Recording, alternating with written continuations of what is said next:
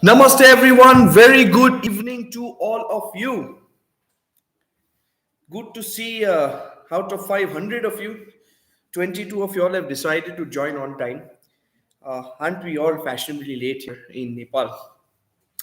Nonetheless, I'm really glad that we're all connecting out here. If you can hear and see me, just like last time, if you could just put up like a thumbs up or a reaction in the chat box, so I kind of know that you all are present out here. And uh, and I think we should begin in the next couple of minutes, guys. That's what I was thinking. So great, great, great. Lovely to see all of you. Namaste, namaste. Hello, how are you all doing? So yesterday we completed quite a few points. We completed 15 points of our ROP. Today, we're going to be completing the remaining aspects of the ROP, which also includes the resolution and working paper. However, what I want you all to do is essentially make notes of the questions that you have, and in the next session, which is going to be scheduled for tomorrow evening, I want you to ask me those questions. I will be answering all of those questions at large. However, today, once again, much like yesterday, we will be essentially competing with the theoretical aspect of the ROP and how it is to be used in the conference at large. Once again, no position papers in this year's ROP. Every year, it's going to be amended. Every year, there are going to be no new features to it. And that's how we're going to be going about the development of the S1 ROP as we move into the future. That being said, let's begin today's session. Today's session, we are going to begin with unmoderated caucus. Last time we had read about and we had understood what a moderated caucus was. Moderated caucus, a formal discussion on a subtopic. Unmoderated caucus, on the other hand, is more of an informal session. It's more of a session where as the delegates, we are able to get up from where we are seated. So in your committee rooms, you must be having your spot, right, where you're seated, your files there, your electronic equipment's there, your placards there. During your informal sessions or unmoderated caucus, you are permitted to rise up from your wherever you're seated, and go and network, go and talk, lobby. You ever heard of this term called lobbying before? So basically it's like being diplomatic, understanding what everybody's requirements are from the committee, understanding, you could say, the wants of the different committee, negotiating, trying to bring people on your team, like the neutral people who are there that you understood from the general speakers list, trying to convince them to come to your team. And more importantly, unmoderated caucus is also used unmoderated caucus is also used for the drafting of the different solutions. In MUN, there are two types of solutions. One is an working paper, one is a resolution. I will come to that after I explain to you unmoderated caucus in detail. So unmoderated caucus is basically an informal discussion where you all want to collectively discuss without any formal discussions as well. This is known as an unmoderated caucus. Again, remember I told you there is one thing that chairpersons will always repeat like a robot. Any points or motions on the floor? One type of motion we had discussed in last session is moderated caucus. Like moderated caucus, even unmoderated caucus is a type of motion. So a delegate can raise the placard, say motion to open an unmoderated caucus for whatever purpose, for negotiation purposes, for drafting of a working paper, for drafting of a resolution, for getting committee consensus, with a max duration of 10 plus 5 minutes. In case you're writing a long resolution or solution, then you can add another 5 minutes to it as well. But ideally a 10-15 minute time period for you all to engage with each other during an unmoderated caucus, at least for a working paper, should be, in my opinion, more than sufficient. So what is it? It's basically a motion. Motion means what? I want to do ABC XYZ thing in the committee. How do you pass it? You raise your placard, right? You raise your placard, say motion to open an unmoderated caucus, whatever the reason it might be. Just like everything else, the UN is a democratic firm, so it will go on to something called informal voting. Correct? So informal voting will take place if more than 50% of the delegates agree that okay, this makes sense. Thereafter, this working paper will pass, else it is going to, this unmoderated caucus will be on action or it will fail. All right, so it everything goes to vote. You might bring up unmoderated caucus, but other people in the committee, just like any other motion, must be in majority with you on having this unmoderated caucus. This is a time when you're diplomatic. This is a time when you try to get people on your team. This is a time when you negotiate. This is a time when you lead. This is a time when you write your solutions, like your working papers and resolutions, which of course I'm going to be coming to in today's session. The next point is something called points. All right. So, like, remember the robotic line, any points or motions of on the floor. We have read about a couple of motions out here. One motion was moderated caucus, one motion was unmoderated caucus, one motion was appeal also, if you recall in the start of yesterday's session. Like that, how you have any motions or points on the floor, much like that, you have any points on the floor comprising of four different options. The first one is something which is known as point of personal privilege, which is known as point of personal privilege. This is a very basic point, it's very self-explanatory. This essentially means, you want to use the washroom, you're having some personal issue, not able to hear the speaker speaking because he might be sitting in the other end of the classroom, or any kind of issue that you're facing on a personal level. You can just raise your placard, say point of personal privilege, and you can excuse yourself for the committee and you can go outside, or you can communicate to the chair that you're facing difficulty hearing or interpreting what a person is trying to tell you at the committee session at large. The second type of point is a pretty interesting point. You guys can get a lot of, brownie points for this one. It's called point of information. Point of information is basically pointing out a factual error in another delegate. I give you an example. You are a delegate of ABC XYZ country. Okay, there are other delegates in that committee. Say, for example, we have North Korea as one of the member countries in the committee. And this delegate of North Korea mentions that we don't have any nuclear bombs. All right, which is of course absolutely false for the simple reason. For the simple reason is North Korea does have nuclear bombs and everyone is aware of it, but the delegate is making false claims. So what you can do is, if you feel that there is another delegate that has not submitted correct information, false information, maybe to sway the committee, maybe to convince the committee in her or his way, then you can raise your placard and you can use point of information. What is point of information? It's pointing out a factual error in another delegate. But if you are going to accuse another delegate saying what you're saying is wrong and this is not the correct information, you must also have the proof. You must also have the proof to back it up. If you go around saying that if you don't give the proof or the evidence, about this entire, information that you are claiming as false, then this point is going to give you negative marks. Did you understand? So this point works both ways. If you feel there's a delegate who is giving false information, you can use point of information. However, the mandate is that you need to back it up with corresponding evidence from credible sources as well. This is what your point of information is. The next point that we're going to be discussing is something which is called point of order. Like point of information, point of order is essentially any procedural inaccuracy. Now we are using this rules of procedure, correct? Now in this rules of procedure, suppose you make a mistake in using one of the points of what I'm teaching you, and another delegate has understood the procedure very well, and they feel that you have made a mistake in using the tools of the procedure differently. Then at that juncture time, person can raise a placard, say point of order, the delegate has used so and so tool in the procedure given to us. However, this is the actual tool that must be used. So this is what point of order is. Generally it doesn't happen. I fundamentally don't want you to feel that the rules of procedure is like something to jail you and jail your creativity, but I want the rules of procedure to be something to reinforce and guide you, and use it for the discussions, debates and deliberations. So this is what it is when it comes to point of order. Much like that, another very important point for all of you, especially if you are a first timer in this conference, if you are confused, say for example, I want to do something in my committee, I want to do some ABC XYZ thing, I want to pass a motion, I want to do unmoderated caucus, I want to appeal, whatever my intention is to do in the committee.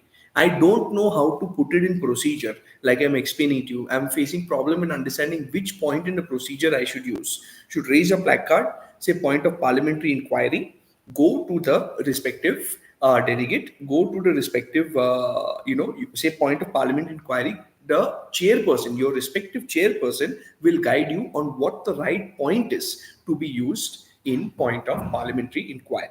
This is what point of parliamentary inquiry is. So, in case you're confused about a particular point, a particular a tool in the rules of procedure, don't hesitate. Just raise your placard, say point of parliamentary inquiry, say that, hey, you know what, I want to do ABC XYZ things. Please tell me from these 28 rules which is the one I should use to carry out this entire initiative. Your chairperson will accordingly guide you. So remember this point number 4. To summarize this point once again, like how you have any motions on the floor, the chairperson asks, chairperson will also ask, you have any points or motions on the floor. Point of personal privilege, any personal issue, want to go to washroom, cannot hear, need to take mom's call. Point of information, any kind of false information shared or fabricated information shared by another delegate, raise your placard, point it out. Point of order, any procedure irregularities. So basically, if somebody uses a wrong procedure, you can point it out. Point of parliamentary inquiry, in case you are confused about the procedure, then you can ask your chairperson for guidance on how to go about using the correct point for what you intend to do. This is what your points are. Next up, we have something which is very interesting and a lot of fun. All right, this is known as challenge. This is known as challenge. What is challenge? It's like, how many of you all know Arnab Goswami out here, for example? Arnab Goswami, any fans? Heard of him? He's an Indian debater, I call him, not a news anchor. Uh, but what I like to say, moreover than that, is that a challenge is when two delegates can have a one-on-one debate with each other. One-on-one debate with each other, no holds barred. How do you initiate this? Motion to open, motion to challenge the delegate of so and so country over whatever your topic is for time duration of a certain period of maximum of 3 minutes. So, for example, in Israel-Palestine crisis, motion to challenge the delegate of Iran over their involvement in the crisis and attack on Tel Aviv for the time duration of 2 minutes. At this juncture in time, you have initiated the challenge in the committee and you have said motion to open this challenge. However, just because you have opened this motion on the floor, that does not make it compulsory that that challenge will take place. Like everything else, this motion, much like the others, will go into the informal voting. If majority of the committee feels that okay, this challenge is necessary and should take place, then they'll vote for it. If not, then the challenge will fail. The interesting part about this is, if the challenge is between in Iran and is between Iran and, say, for example, USA, even though Iran may not want to, do the challenge, maybe even if USA does not want to do challenge because the committee has voted for this challenge to take place. That's why this challenge will continue taking place as well. Did you understand? So, like how you have moderated caucus, unmoderated caucus, like that, this is another type of motion to challenge. You could say it is a bilateral discussion, basically two countries on a multilateral platform. So, it's two countries debating with each other for that 2 or 3 minutes, while all other countries are essentially observer nations for that debate that takes place. Once again, it's a motion. So as much as the challenge may be between two countries, it goes to informal vote. The committee needs to give majority for it to pass in the committee, in the conference. This is what your topic called challenge essentially is. Next up, you have something called question answer session. Question answer session. What is a question answer session? How does it work? Question answer session is essentially where you have the ability to ask questions to the other delegates in the committee. How does this work? Suppose there is a delegate, say again Iran, for example, or say USA, because USA wants to be a part of every discussion, every war, and everything that takes place in the world in some capacity. So in case a delegate or a group of delegates want to ask a particular delegate, which in this case is USA, a bunch of questions, which USA will be liable to answer. At that juncture in time, you can open this other type of motion called motion to open a question answer session with the delegate of USA for total time period 5 minutes, time per question 5 questions. This is an example of a question answer session. Now, being the person who introduces this motion, remember in moderated caucus, what did I tell you? In moderated caucus, I told you that if you introduce a moderated caucus and that moderated caucus motion passes, then you can choose whether you want to speak first or you want to speak last. This is your choice at the end of the day. Same thing is applicable in the question answer session as well. You can choose whether you want to speak first or you want to you want to ask a question first or you want to ask a question last in a question answer session. Once again, my honest advice, since you are in the session, always ask the question last, because if you have, think about it, if you have brought up this initiative to introduce a question answer session in committee, okay, and naturally it will be assumed that you will have more than one question to ask, but then you have had 5 minutes and five questions you can ask, so one only you will be able to ask, other people will also get a chance.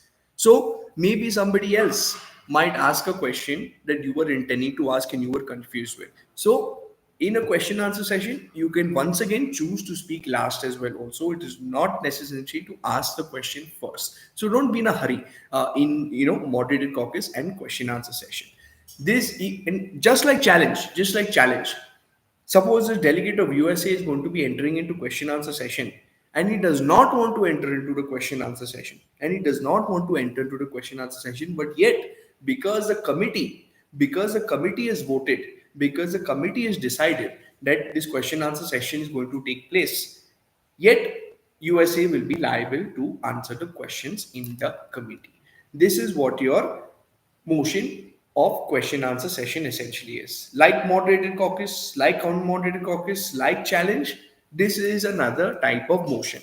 All of these are made in place to give you more diversity in terms of your discussions. General flow is what you get into moderated caucus and unmoderated caucus. In between that, you can introduce these different tools of debate to spice up your committee and get things moving in the right direction.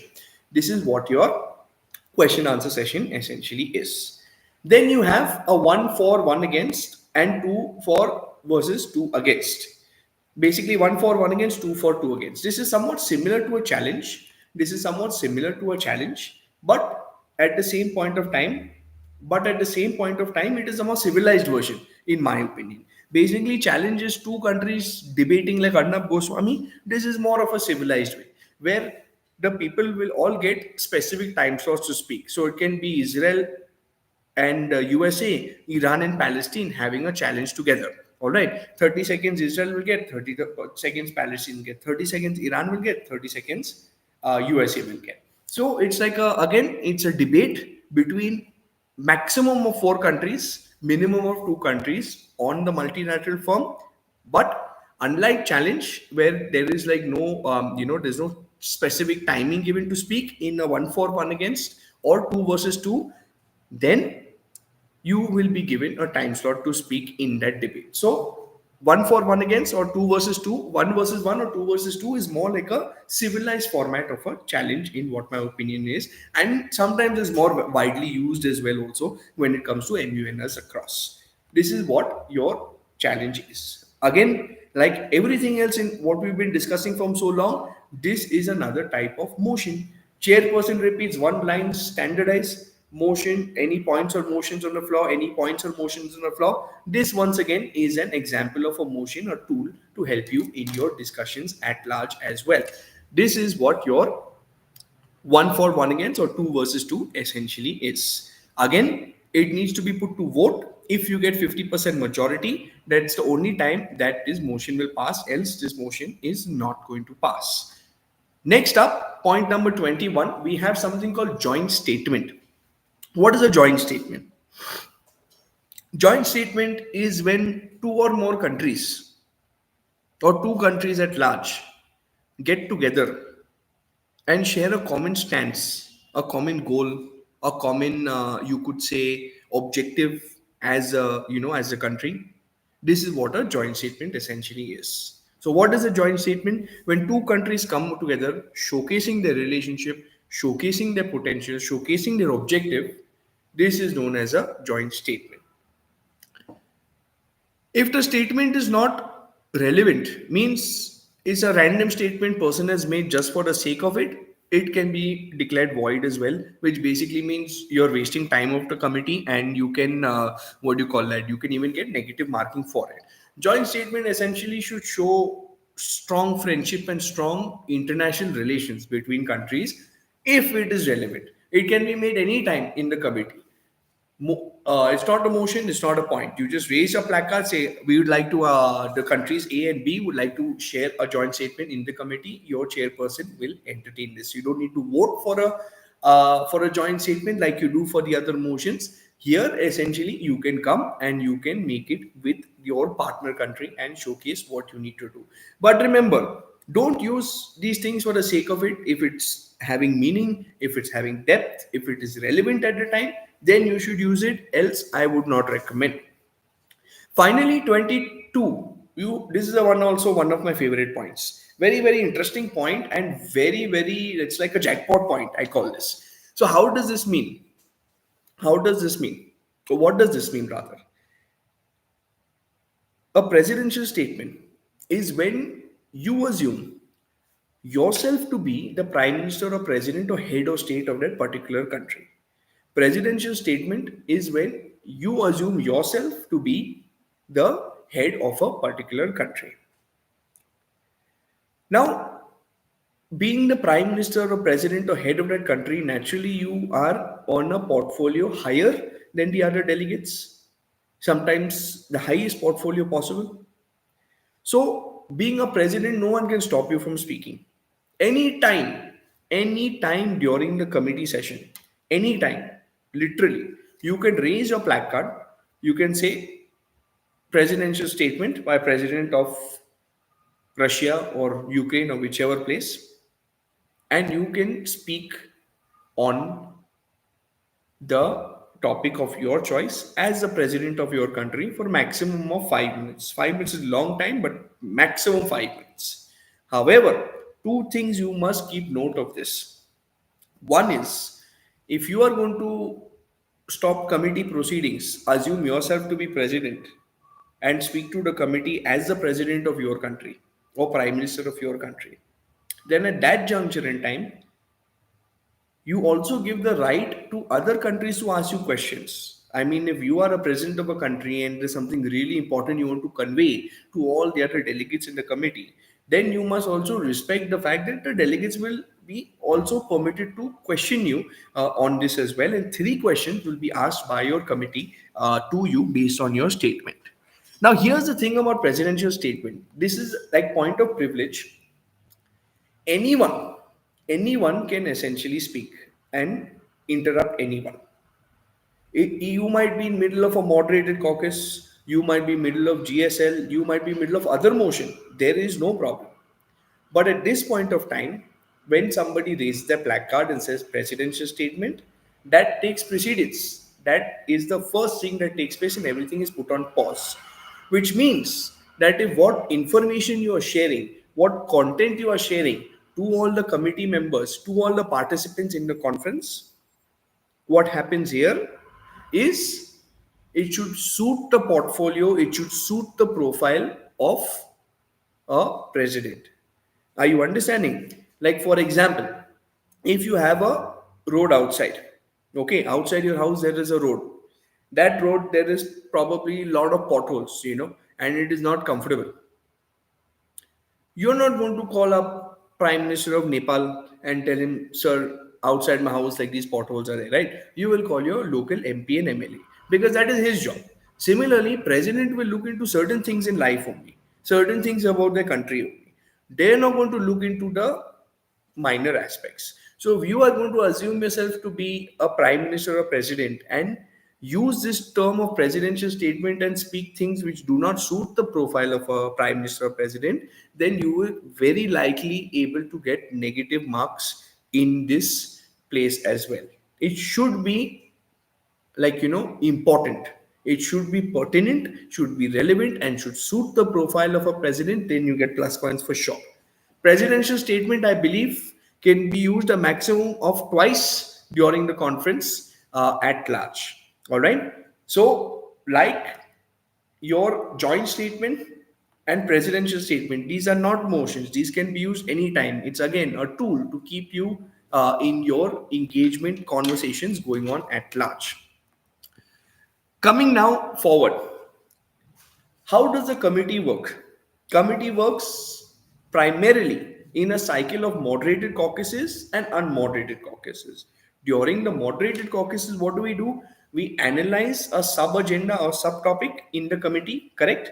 We analyze a sub agenda or subtopic in the what do you call that? We analyze and discuss in detail a subtopic or agenda, sub agenda of the main agenda, right? Like chapter 1 of your geography textbook. The solution to that subtopic, the solution to that sub agenda, that solution to that chapter 1 is known as a working paper, is known as a working paper. Now this working paper does not have any format. You just need to write the title of your moderated caucus, Iran's involvement, sub-agenda, working paper 1.0, sub-agenda, Iran's involvement in Israel-Palestine crisis, followed by the points. Point number 1, whatever your solution is. Point number 2, whatever the solution is. Point number 3, whatever the solution is, so on and so forth. There is no fixed, you could say, format for this, unlike a resolution. Here, basically, we want you to just note down 1 point, 2 point, 3 point, like bullet points on that subtopic solution that you discuss in moderated caucus. I'll repeat it once again. Moderated caucus is a detailed discussion on a subtopic of the main agenda. Each subtopic, after being discussed in the moderated caucus, should have its own solution. This solution is known as a working paper. A working paper does not have any format. You just need to write the topic of the moderated caucus. First, you write working paper 1.0, 2.0, 5.0, whatever you like. Working paper has a topic on top, whatever you want to name it. Then write the sub-agenda that has been discussed in the moderated caucus, the subtopic that has been discussed in the moderated caucus, and you write your point forms in bullet form. You write it in bullet form. Bullet point 1, 2, 3, 4, 5, 6. Essentially, you can go about writing the solution that you have ideated. When do you make this working paper? You make this working paper in the unmoderated caucus. The formal discussion on this subtopic takes place in the moderated caucus. After discussion gets over, we enter into unmoderated caucus. And in this unmoderated caucus, we get up, like I said, because it's an informal session, ideate. Everybody shares different thoughts. And we make this solution called a working paper. This is what your working paper essentially is.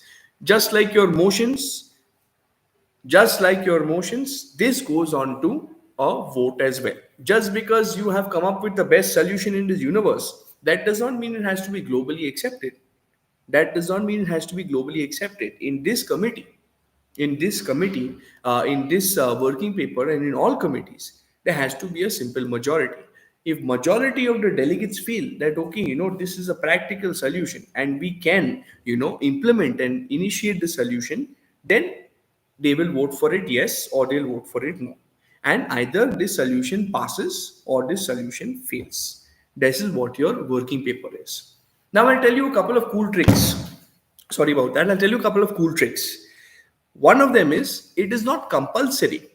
It is not compulsory for you to immediately put a working paper to vote. Not compulsory. You can have a challenge on a working paper, motion to challenge a delegate of USA for time period 2 minutes on working paper so and so. You can open a moderated caucus discussion on the working paper. You can even open a question answer session with the person who's drafted the working paper. You can even issue a joint statement on the working paper. So many a times what we do in conferencing is we quickly write the working paper and we quickly give it to vote. Not mandatory, not compulsory. You can literally discuss and debate and deliberate your solutions before actually deciding to vote upon them. This is what your working paper essentially is. So what is a working paper? It is a simple document with its name on top, working paper 1.0, name of the moderated caucus topic that it corresponds to, and simple point form one below the other of what has been ideated and essentially considered as a solution. This working paper is presented to the chairperson. Chairperson will ask any points or motions on the floor. If you want to discuss the working paper after the unmoderated caucus, you can open different sorts of motions. Alternatively, you can put it directly to vote as well. Choice is yours. This is what essentially a working paper is. Now, what's the difference between a working paper and a resolution? Because we all talk about resolution, resolution, resolution. What is the difference? Actually, there's no difference, to be honest with you. A resolution, and this is an important point, guys. So I would like you all to pay attention and not how do you say chit chat right now in the chat box. We'll come to our interactive what do you call that session is tomorrow. So for today, don't what do you call that chat too much in chat box and listen to this resolution aspect. What is a resolution? Resolution is a complete consolidated solution of your agenda that all of you have come up with. How do you find the solution? Where does it come from? Where does the information and content come from? The interesting thing is you already have all of the information you need in a resolution. You see, when you are studying your geography textbook, you study chapter 1 and then you give the question answers after the chapter, which is your working paper 1. Correct? You study chapter 1, you give solutions to chapter 1 in the question answers after the chapter gets over. That is like your working paper 1. Then you went to chapter 2, you studied chapter 2, you discussed moderated caucus 2, and you came up with working paper 2. You got the solutions to the second chapter of your geography textbook.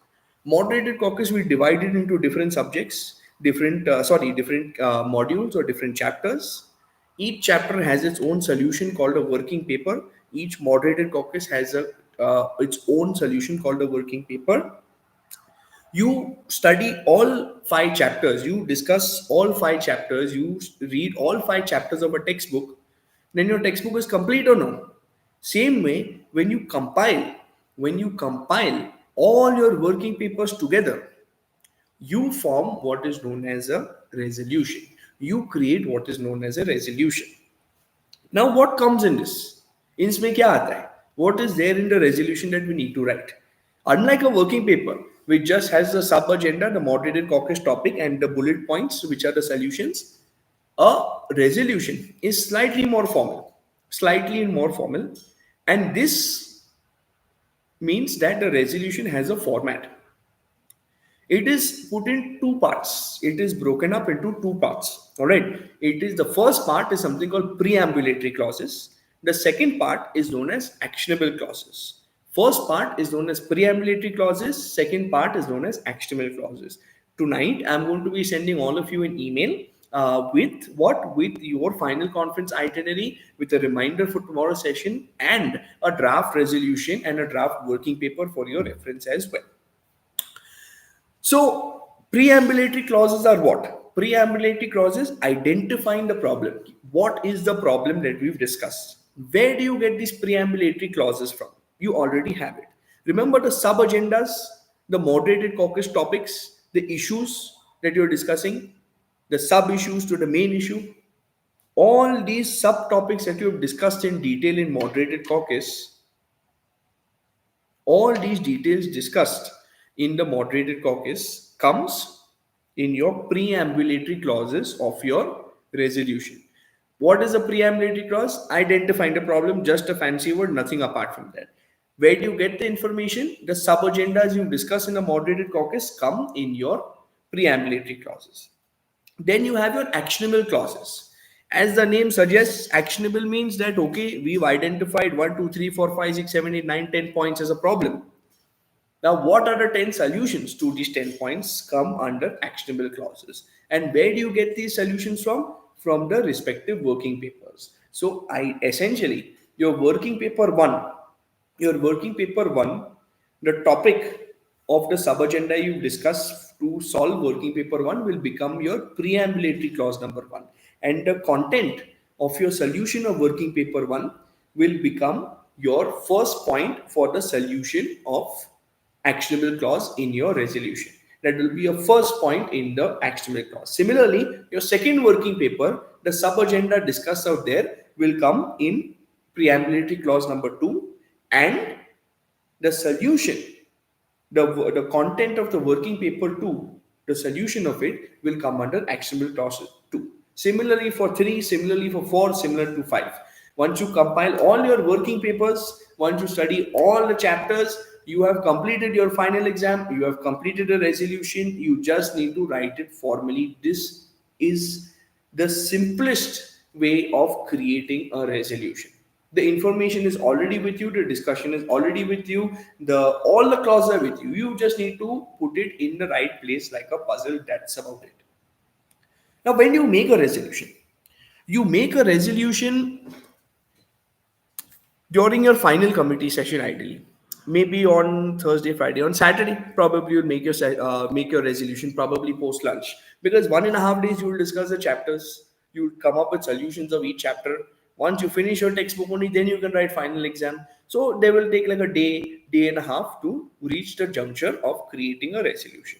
Once again, it's not rocket science, it's not some major thing, it is just a compilation of the solutions you have only created over the last 1.5 days. Only difference is, unlike a working paper, it has a format divided into preambulatory clauses and actionable clauses, which are identifying the problem and what the solution to that particular problem is, respectively. This is what a resolution is. As I said, today I am going to be sharing across a mail with you. In this, I will share a draft example of a resolution as well as a working paper as well too. Now, one interesting thing about a resolution is, one interesting thing of a resolution is that this does not go under informal voting. Informal voting is what? Is simple majority. 30 people are there, 16 have to agree, done.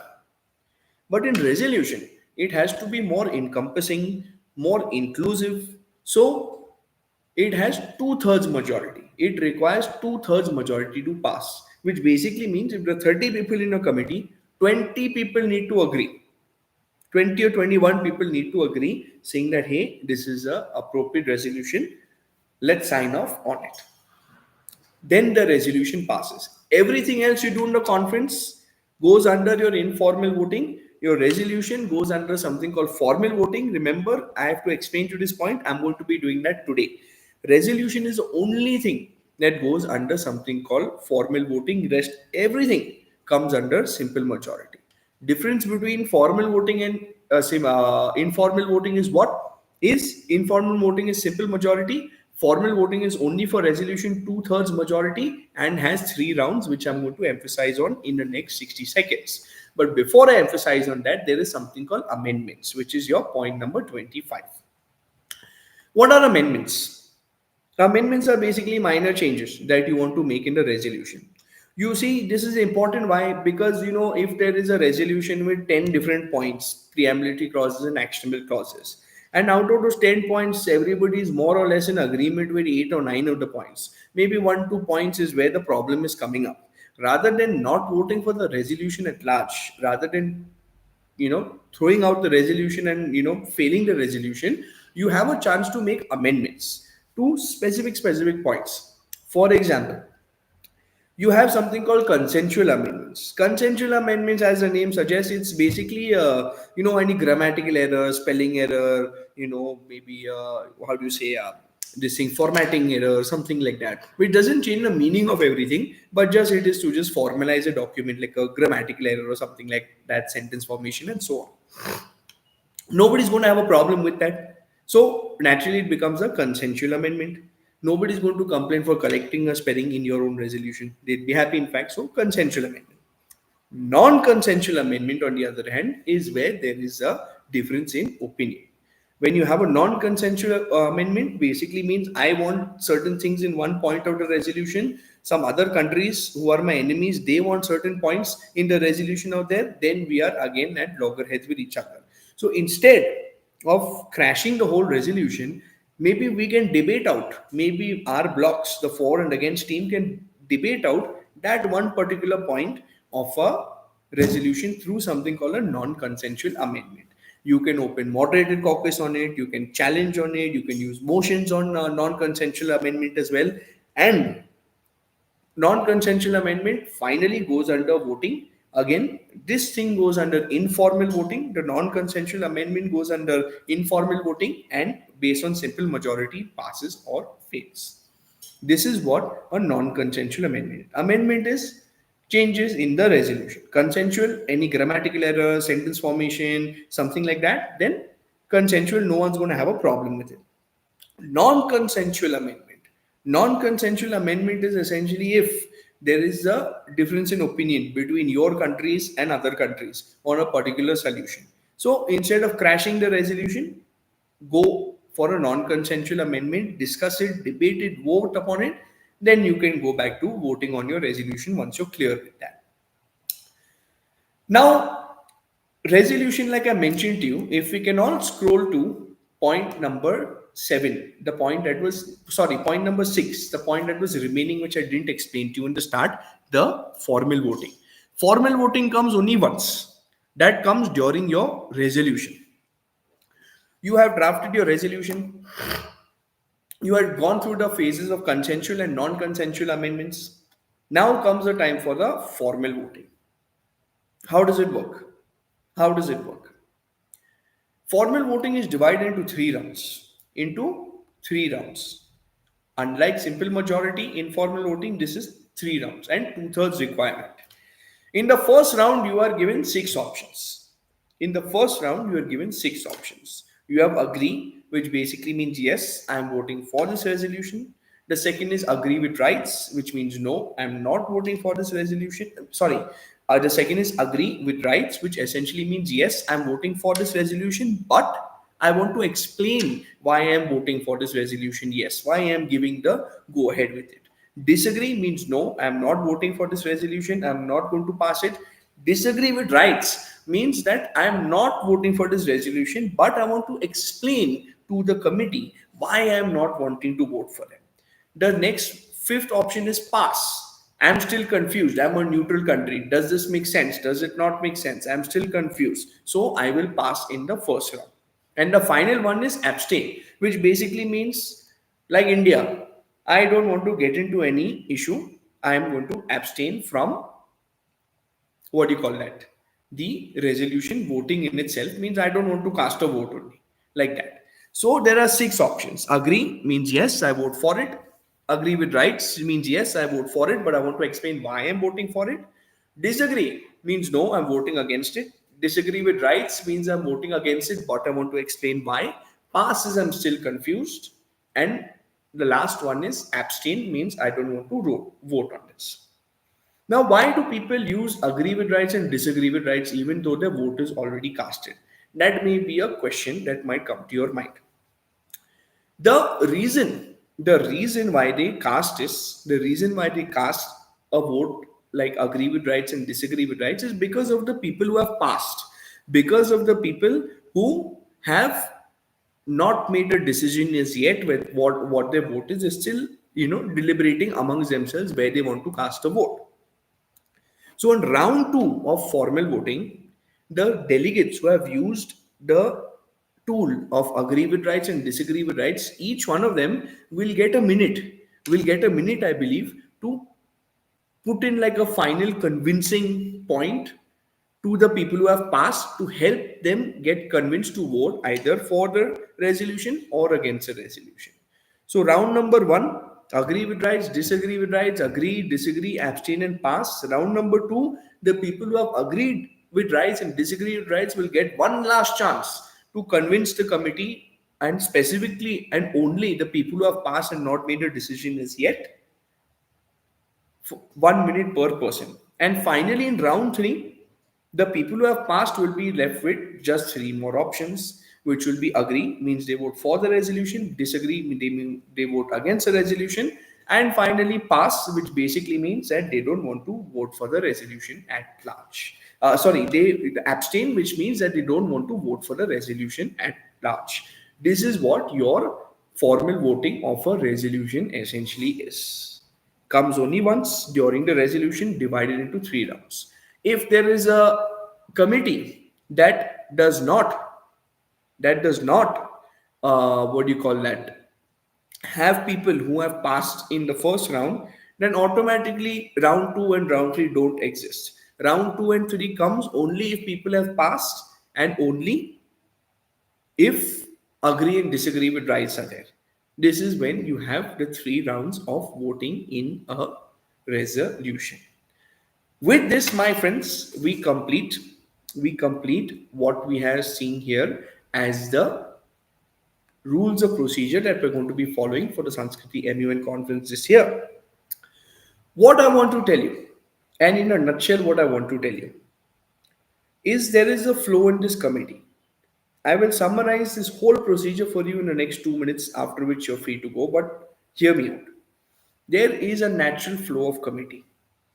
You enter, you give your attendance, present and voting, you open your GSL, introductory speech, identify your friends, identify your enemies, identify the people who are neutral, then enter into moderated caucus discussions, break down your agenda, break down your main topic. So vast, Israel Palestine crisis is so vast, AI and its global impact is so vast, social media and its impact on mental health is such a vast topic.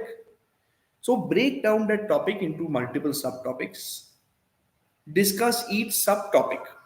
Discuss each subtopic in detail through a moderated caucus. And finally, in the unmoderated caucus, make a working paper, which is a solution to your topic. This is the cycle you will follow almost 65 to 70% of the time. Moderated caucus, unmoderated caucus, working paper. Moderated caucus, unmoderated caucus, working paper. In between these times, you will get an option of other motions also. Like suppose you want to do a challenge, anyone who wants to get into a question answer session, so you have other tools of debate as well, but your primary focus will be on this cycle. The other tools of debate that I've explained to you, the other motions apart from moderated and unmoderated caucus, are essentially to reinforce your discussions and debates. So you will essentially focus on this cycle of moderated caucus, unmoderated caucus, and creation of working papers. Once you have all your working papers ready, once you have discussed all subtopics, you will compile all the working papers into a formal document known as a resolution, comprising of two parts: preambulatory clauses and actionable clauses. Preambulatory clauses, what the issues are that you discuss in moderated caucus, your moderated caucus points. Actionable clauses, what you are doing, what solutions you've come up with about those issues, is what you write in actionable clauses.